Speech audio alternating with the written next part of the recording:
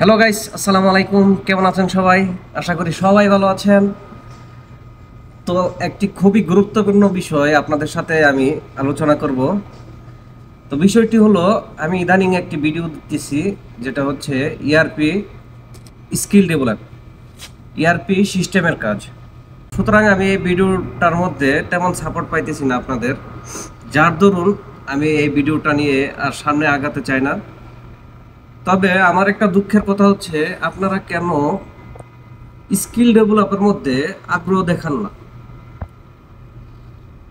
আমি দেখেছি চায়নার মধ্যে, জাপানের মধ্যে শিশুকাল থেকে ছেলেমেয়েরা তাদের স্কিল ডেভেলপের মধ্যে খুব আগ্রহ দেখায়, বাট আপনারা আপনাদের স্কিল ডেভেলপের মধ্যে ফোকাস করেন না।